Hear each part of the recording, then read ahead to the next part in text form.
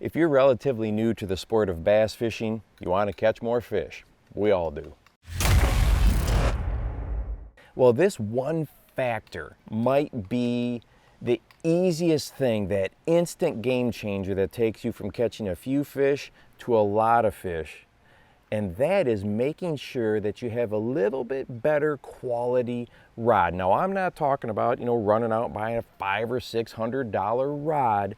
What we need to do is, most new bass anglers that are just getting into the sport buy a price point rod, maybe that $20, $25, $30, or $40 range.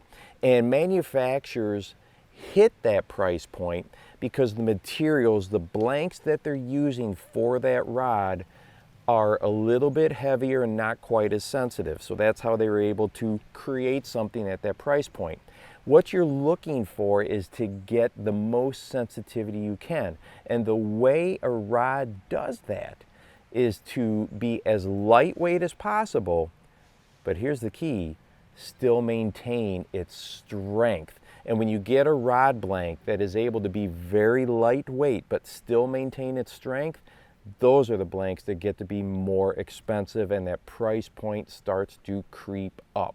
Now, like I said, you can get $500 rods, not a problem. But there's a lot of rods out there on the market in that $75 to $100 range that I think are going to be an improvement for you over maybe a price point entry level rod. Let me give you a real clear example. I was up fishing on the Boundary Waters one time in a canoe, okay, and the person I was fishing with was catching almost nothing. Once in a while they would catch a fish, and I was just a few feet away from them in the same canoe, just catching smallmouth like crazy.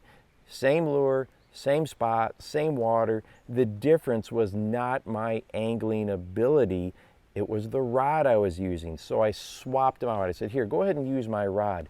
Instantly, I mean right now, they started feeling bites and started catching fish. So how do you know if your rod is sensitive enough? That's a great question, and I get asked this all the time.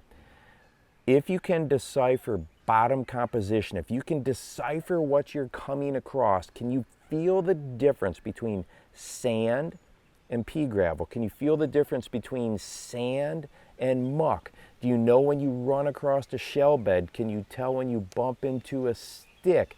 Do you know when you've just got the smallest strand of vegetation hung up on a lure?